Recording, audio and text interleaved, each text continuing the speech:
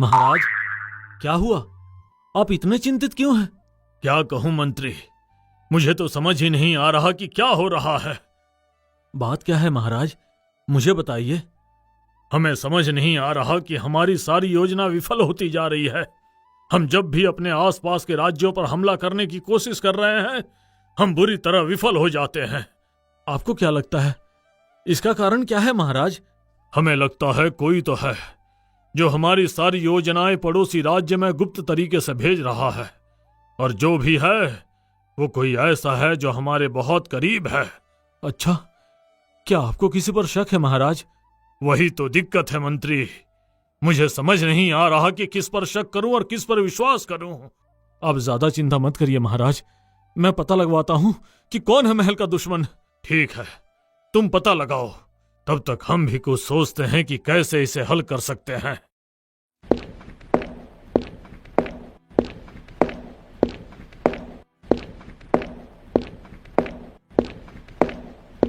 दिन बीतते गए।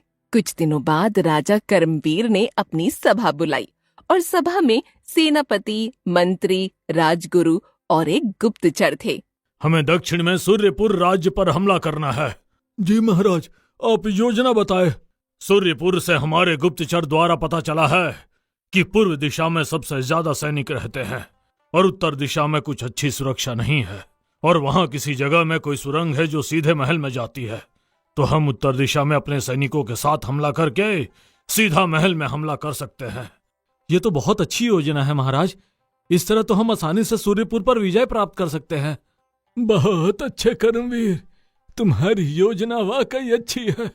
हम 3 दिनों बाद यानी चौथी रात को हमला करेंगे।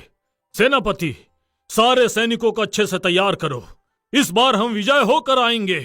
ठीक है महाराज, मैं अभी जाकर सैनिकों को युद्ध के लिए तैयार करता हूं।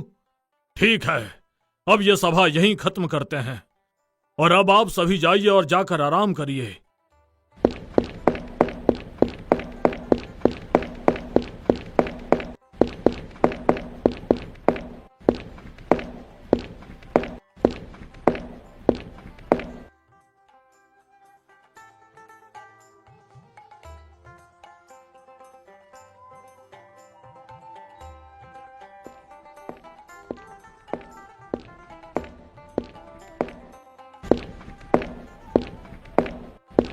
आपकी योजना तो वाकई काबिल तारीफ है महाराज। अब बस ये योजना काम भी आ जाए। मतलब क्या आपको अपनी ही बनाई योजना पर भरोसा नहीं? बात भरोसे की नहीं है रानी, जब आपके कंधे पर एक पूरे राज्य की जिम्मेदारी हो तो आप थोड़ा डर कर ही रहते हो। हमें आपकी सूझबूझ पर पूरा भरोसा है, आप जरूर विजयी होंगे।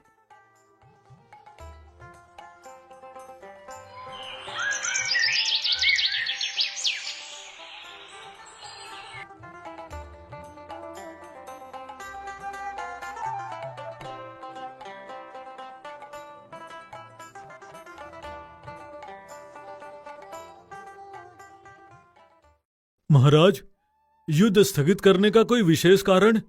हमारी योजनाओं के बारे में उन्हें पता चल गया है सेनापति। हमें हमारे गुप्तचर से पता चला है कि उत्तर दिशा के साथ बाकी सभी दिशाओं में भारी सुरक्षा लगा दी गई है। हम कितनी भी कोशिश कर लें, हम वहां तक नहीं पहुंच पाएंगे। तो क्या फायदा ऐसे युद्ध करके जिसमें हमें पहले से ही पता है कि हार हमारी ही होगी। लेकिन महाराज, ये कैसे हो सकता है? हमारी गुप्त योजना के बारे में उन्हें कैसे पता चल सकता है? वही तो हमारी भी समझ में नहीं आ रहा, हम किसको दोषी ठहराएं किसको नहीं। तो आप पता लगाइए महाराज, वरना जल्दी ही हमारा राज्य हमारा नहीं रहेगा। हाँ, हम भी कुछ सोचते हैं इसके बारे में। तुम जाओ, जाकर सैनिकों को खबर दे दो कि युद्ध को स्थगित कर दिया गया है। जैसी आपकी आज्ञा महाराज।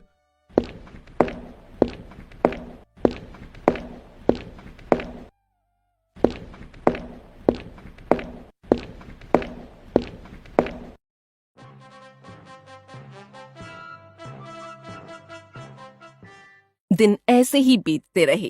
राजा कर्मवीर एक बार फिर एक गुप्त सभा करवाते हैं उन्हीं लोगों के साथ, और पर्दे के पीछे रानी शोभा सब सुन रही थी।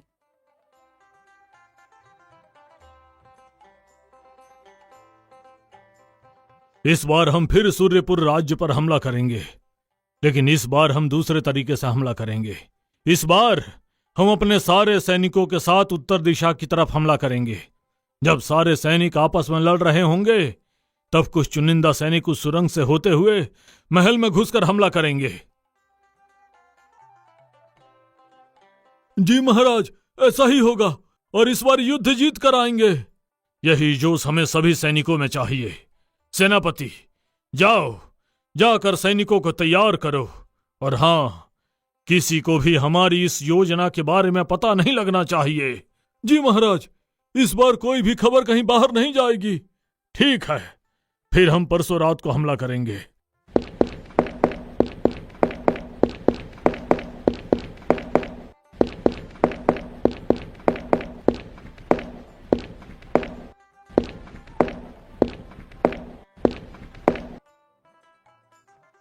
सैनिक एक बार फिर से तैयारियों में लग जाते हैं, लेकिन इस बार भी राजा करमवीर युद्ध स्थगित कर देते हैं।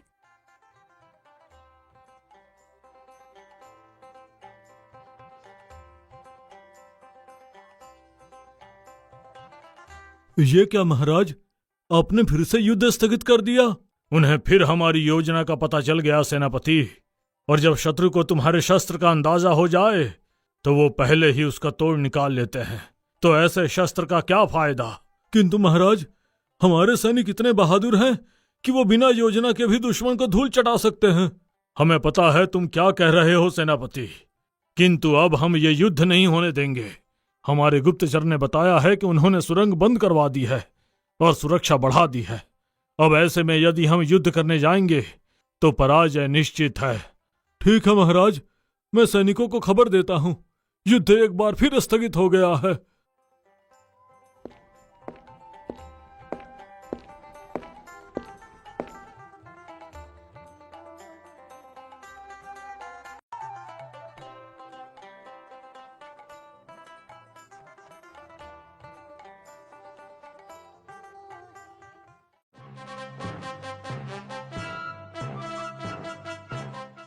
महाराज, आपने जो योजना बनाई थी वो पूरी सफल हुई। बहुत खूब मंत्री, हमें पता था कि ये काम तुमसे अच्छा और कोई नहीं कर सकता। किंतु महाराज, हम चाहते तो उस विद्रोही को वहीं पकड़ सकते थे, किंतु आपने हमें ऐसा करने से मना क्यों किया? क्योंकि ये जो भी है हमारा बहुत खास है, और हम चाहते हैं कि हम इस व्यक्ति को हमारे साथ छल करता अपनी आंखों से देखें, ताकि उसके पकड़े जाने पर हमें जरा भी हमदर्दी ना हो। समझ गया महाराज, तो बताइए अब आगे क्या करना है? अब एक आखिरी योजना बनानी है दुश्मनों के खिलाफ, ताकि ये विद्रोही उन्हें यह संदेश देने जाए और हम उसे वहीं रंगे हाथ पकड़ें। जैसी आपकी आज्ञा महाराज। 3 दिन बीत जाते हैं और चौथे दिन महल में फिर से गुप्त सभा बैठाई जाती है।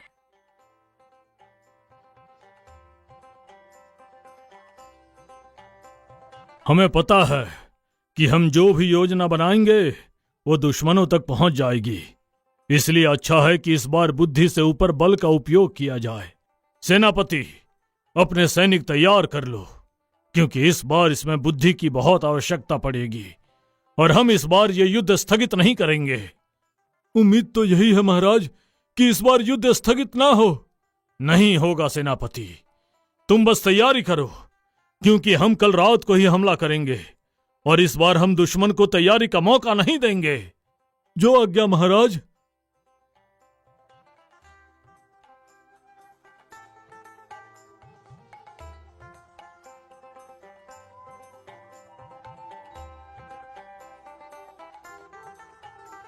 अब केवल उस विद्रोही के बाहर आने का इंतजार है। कब रात हो और कब वो बाहर निकले। निकलेगा महाराज, रात भी होगी और विद्रोही भी निकलेगा। आप बस थोड़ा सब्र रखिए।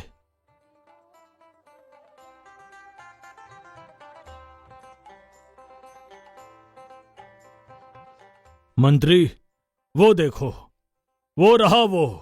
जी महाराज, चूहा अपने बिल से बाहर आ चुका है। अब हमें भी उसके पीछे चलना चाहिए। तुम ठीक कहते हो मंत्री, चलो चलो, इससे पहले कि वो कहीं गायब हो जाए।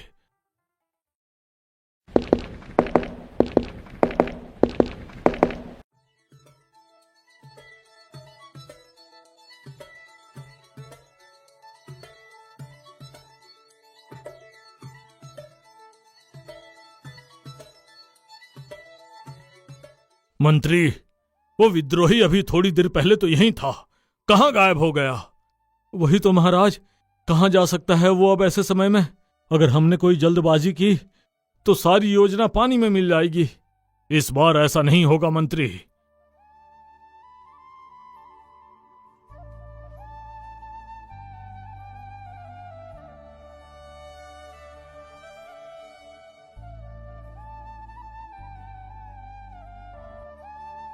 ये क्या है महाराज?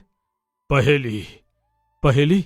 पर इसका क्या तात्पर्य है महाराज? तात्पर्य है मंत्री, ये पहेली हल करके विद्रोही उस स्थान तक जाएगा जहां दुश्मन को उसको मिलना है। ये एक खेल है मंत्री, ताकि किसी को पता भी ना चले और वो विद्रोही को पकड़ भी ना पाए। पर उस पर क्या लिखा है महाराज? एक राजा की अनोखी रानी, दुम के रास्ते पीती पानी। इसका क्या अर्थ हो सकता है? अरे, ये तो दिया और बाती है महाराज। दिया राजा और बाती रानी, तभी तो बाती अपनी पूंछ से पानी मतलब तेल पीती है। सही कहा मंत्री तुमने, पर वो जगह क्या हो सकती है? वहीं जहां दिए हो।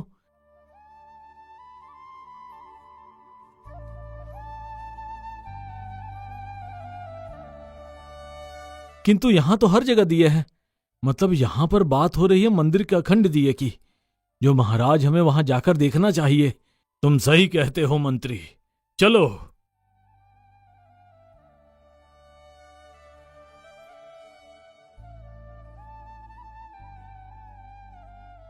महाराज देखिए, यहां पर भी एक ऐसा ही कागज का टुकड़ा पड़ा है। उस पर क्या लिखा है? छुपने वाले छुपे रहो, चोर तुम्हारे पास है, संदेश देने आओ वहां जहां जाती ताजा सांस है। इसका मतलब विद्रोही उस जगह पर है जहां अच्छी सांस आती है, पर यह कौन सी जगह है? महाराज, आप हमेशा कहते हैं कि चाहे कितनी भी थकान हो, कितनी भी चिंता हो, बगीचे की ताजी हवा में सांस लेकर सब ठीक हो जाता है। कहीं ये जगह महल का बगीचा तो नहीं? और वैसे भी वहां तो हमने कोई सुरक्षा भी नहीं रखी है, और ना ही कोई सैनिक। हो ना हो ये वही जगह है। हो ना हो नहीं मंत्री, ये वही जगह है। सारे सैनिकों को कहो कि बगीचे को चारों तरफ से घेर ले। जी महाराज। महाराज के आदेश पर बगीचे को चारों ओर से घेर लिया जाता है और महाराज और मंत्री वहां पहुंचकर देखते हैं वहां दुश्मन, जिसने काले वस्त्र पहने हैं, और सूर्यपुर राज्य के 2 सैनिक भी होते हैं।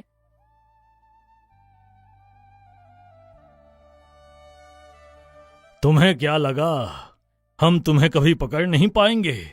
तो तुम गलत निकले। सैनिक, इसका चेहरा दिखाओ, जरा हम भी तो देखे कौन है जिसने हमें धोखा दिया है।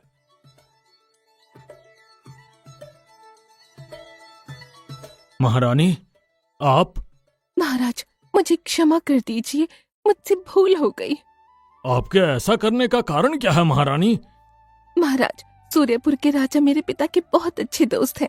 मेरे पिताजी ने मेरी शादी आपसे कराई ताकि मैं आपकी सारी योजनाएं, सारे राज उन्हें बता सकूं और वो आपको हरा सकें। लेकिन महाराज, मुझे अपनी गलती का एहसास हो गया है। अब मैं ऐसा कभी नहीं करूंगी, मुझे माफ कर दीजिए। आपने हमारे साथ जो छल किया है उसकी कोई माफी नहीं है महारानी। सैनिकों, तीनों को ले जाकर कारावास में डाल दो। राजा के कहने पर सैनिकों ने रानी और उन 2 सैनिकों को उठाकर जेल में डाल दिया।